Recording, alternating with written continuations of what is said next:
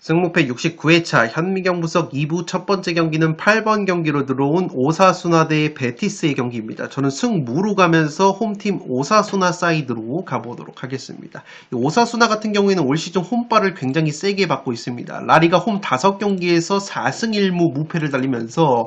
홈 성적이 라리가에서 전체 2등을 달릴 정도로 상당히 홈에서 강한 모습을 보이고 있는 오사수나라고 보시면 되겠습니다. 무엇보다 공격수 부디미르 선수가 시즌 초반에는 주춤했지만 최근에 라리가 4경기에서 4골을 넣어주면서 확실히 부디미르 선수의 한 방이 살아나 있는 것이 바로 오사수나라고 보시면 되겠습니다. 지금 보시는 것처럼 오사수나 같은 경우에는 경기당 평균 기대 득점 대비 골 결정력이 바르셀로나 다음으로 뛰어난 팀이기 때문에 확실히 부디미르 선수의 결정력이 올라오고 있는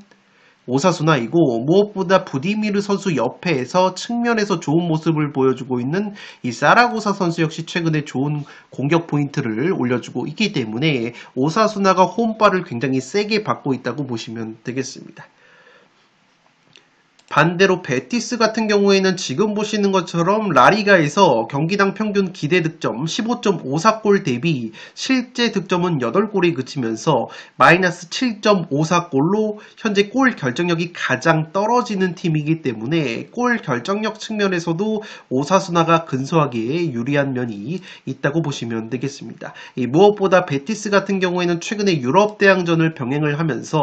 5경기에서 1승 1무 3패에 주춤하고 있고, 특히나 베티스에게 악재인 것이 핵심 플레이메이커 이스코 선수가 시즌 초반부터 부상으로 결장 중인데다가 최근에 토트넘에서 넘어와서 5경기에서 리그 5골을 넣어줬었던 미드필더 로셀소 선수마저 햄스트링 부상을 당했다는 소식이 있기 때문에 이 베티스가 골 결정력 측면에서 상당히 고전할 가능성이 있는 매치라고 보시면 되겠습니다. 다만 베티스 같은 경우에는 최근에 오사수나 상대로 10경기에서 8승 1무 1패 상대 전적에 압도적인 우위가 있는 데다가 지금 국내 배당을 보시면 근소하게 베티스 쪽으로 정배당이 책정이 되어 있기 때문에 이 무승부 정도는 깔고 갈 수 있는 경기라고 생각이 됩니다. 다만 이 오사수나 대 베티스 배당 같은 경우에는 이 베티스의 이 로셀소 선수의 출전 여부에 따라서 오사수나 쪽 정배당으로 바뀔 가능성이 높아 보이고, 그렇게 된다면 최근에 오사수나가 공격 원투펀치 부디미르 선수와 사라고사 선수의 컨디션이 좋다는 점, 올 시즌 홈에서 4승 1무 무패에 홈 성적 전체 2등을 달릴 정도로 홈발을 많이 받고 있다는 점에서 이 경기는 오사수나가 홈에서 패할 것 같지 않은 경기라고 생각이 되기 때문에 8번 경기는 승무로 가보도록 하겠습니다.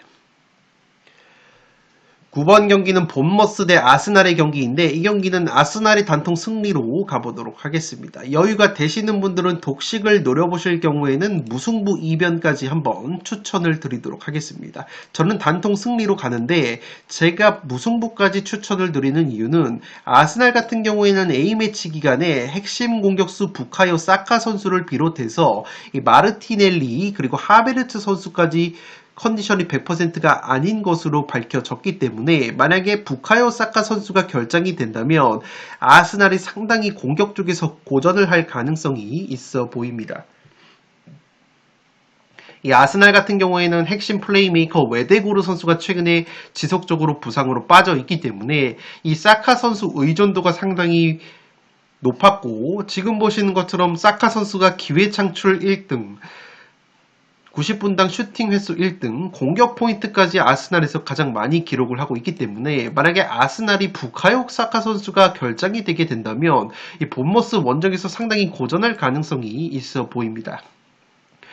물론 아르테타 감독의 인터뷰를 보니까 부카요 사카 선수의 복귀 가능성이 조금은 높아 보이지만 어쨌든 아스날 같은 경우에는 본머스전 이후에 주중에 샤흐타르와의 챔피언스 리그 경기를 앞두고 있기 때문에 만약에 부카요 사카 선수가 100% 컨디션이 아니라고 본다면 이 챔스를 앞두고 있는 상황에서 무리하게 기용을 할 리스크는 없다고 보여지기 때문에 이 경기는 아스날의 주요 공격자들의 출전 여부에 따라서 무승부 이변의 가능성은 충분히 있어 보이기 때문에 독식을 노려보실 분들은 무패를 추천을 드리고, 저처럼 아스날의 주요 공격자들이 돌아온다에 베팅을 하고 싶으신 분들은 아스날의 단통 승리만 추천을 드리도록 하겠습니다.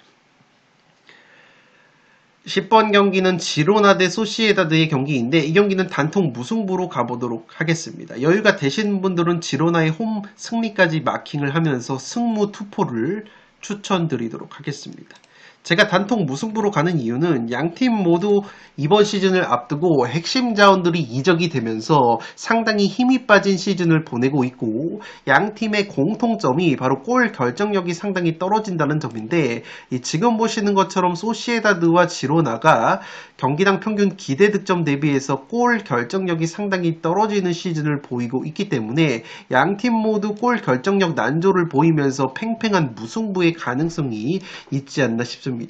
지로나 같은 경우에는 최근에 모든 대회 6경기에서 2무 4패 승리가 없다가 빌바오를 상대로 2대1 꾸역승을 거두면서 분위기 반전에 성공을 했지만,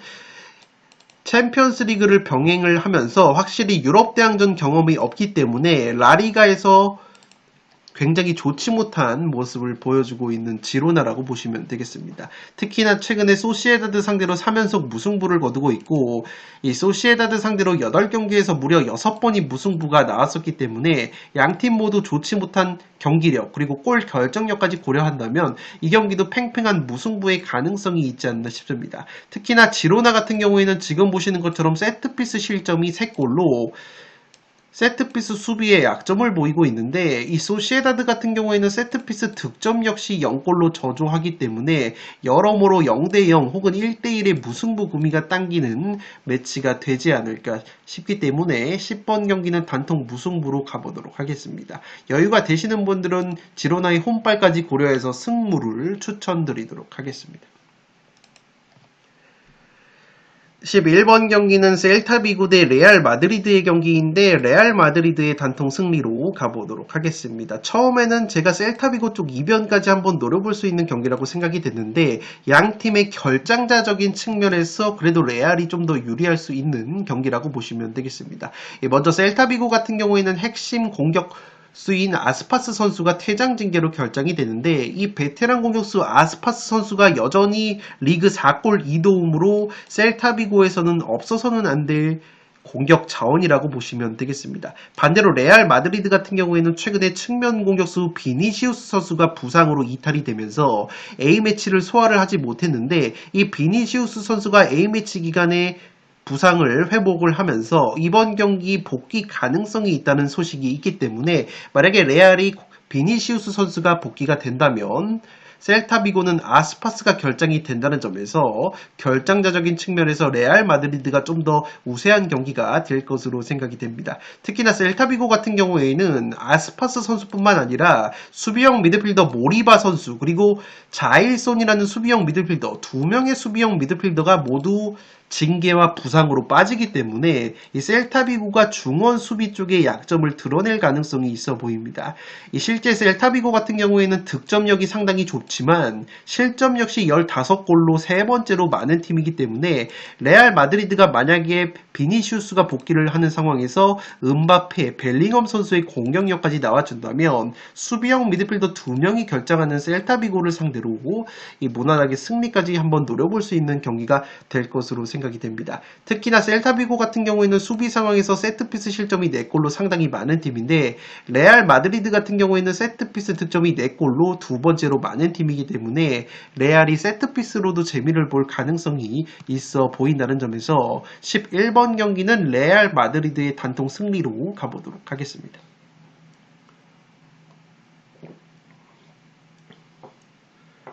12번 경기는 마요르카 대 라요의 경기인데, 이 경기는 보자마자 단통 무승부를 찍었었지만 제가 추가적으로 마요르카의 승리까지 추천을 드리도록 하겠습니다. 먼저 양팀 모두 최근에 라리가에서 잘 나가고 있는데 마요르카는 최근에 라리가 3연승을 달리다가 에스파뇰 원정에서 패배를 당하면서 연승 행진이 끊겼다고 보시면 되겠습니다. 다만 마요르카가 올 시즌 리그 9경기에서 8실점, 최소 실점 공동 4등을 달리면서 짠물 수비를 보여주고 있고 라요 역시 9경기에서 딱 9실점을 당하면서 최소 실점 공동 5등을 달리고 있기 때문에 양팀 모두 기본적으로 올 시즌 수비 조직력이 뛰어나다는 점에서 저득점 무승부의 가능성이 충분히 있지 않나 생각이 되고 있습니다. 다만 제가 마요르카의 승리까지 추천을 드리는 이유는 최근에 라요 상대로 마요르카가 5경기에서 4승 1무 무패를 달리고 있고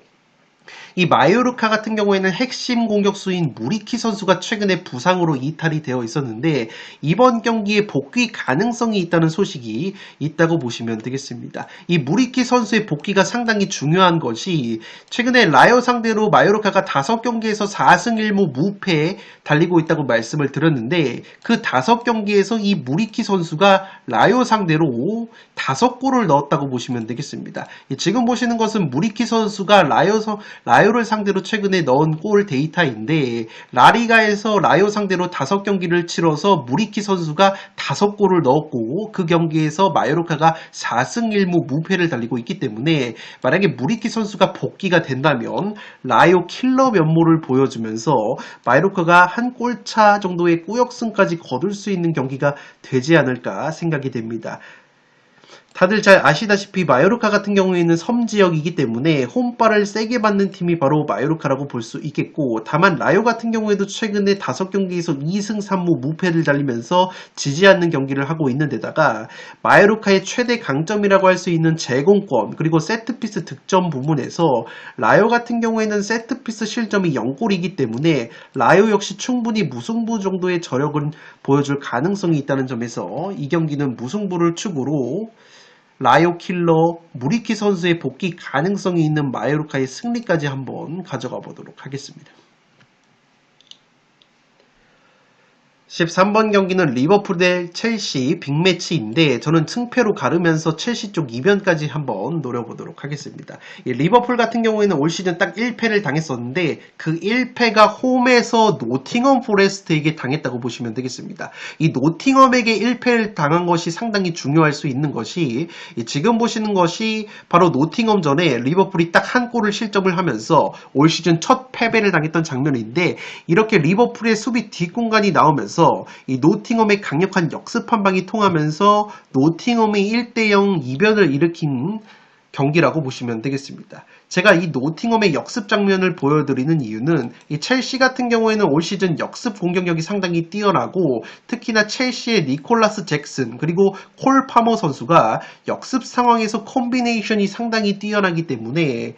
리버풀이 또다시 홈에서 무리해서 압박 라인을 올리다가는 노팅엄전에서 당했던 역습 실점처럼 역습 한 방에 실점을 하면서 굉장히 어려운 경기를 할 가능성이 있어 보입니다. 특히나 리버풀 같은 경우에는 주전 골키퍼 알리송 선수가 부상으로 결장이 유력한데 지금 보시는 것처럼 리버풀의 알리송 골키퍼가 올 시즌 프리미어리그에서 선방 확률이 88.2% 전체 1등을 달리고 있었고 득점 차단 부문에서도 세 번째로 뛰어난 지표를 보여줬었기 때문에 이 리버풀의 알리송 골키퍼가 빠지는 건 역시 상당히 큰 전력 누수라고 생각이 된다고 보시면 되겠습니다.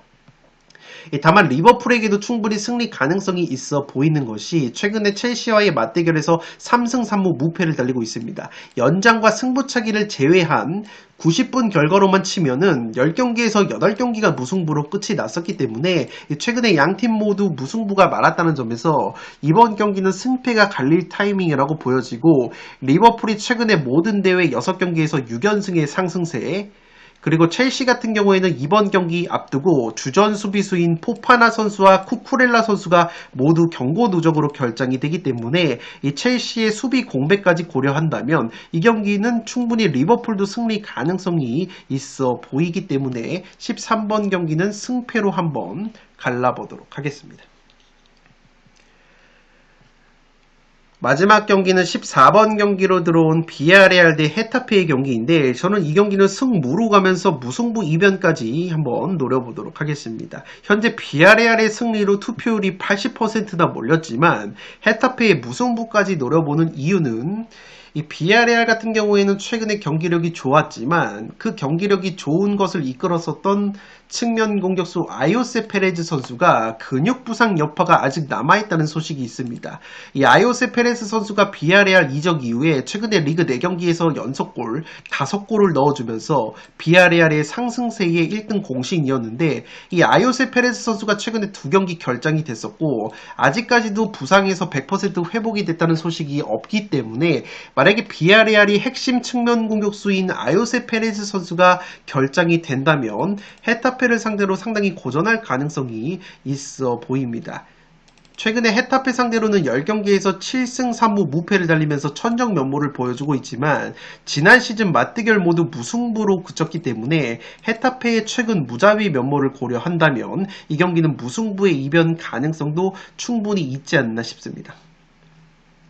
특히나 지금 보시는 것처럼 비아레알 같은 경우에는 세트피스 실점이 6골로 라리가에서 세트피스 실점이 가장 많은 팀인데 이 헤타페 같은 경우에는 라리가에서 제공권이 압도적인 1등, 프리미어리그로 치면은 에버튼 같은 팀이고 세트피스 상황에서도 득점이 4골, 두 번째로 세트피스 득점이 많은 팀이기 때문에 비아레알이 세트피스 수비 약점을 노출을 하면서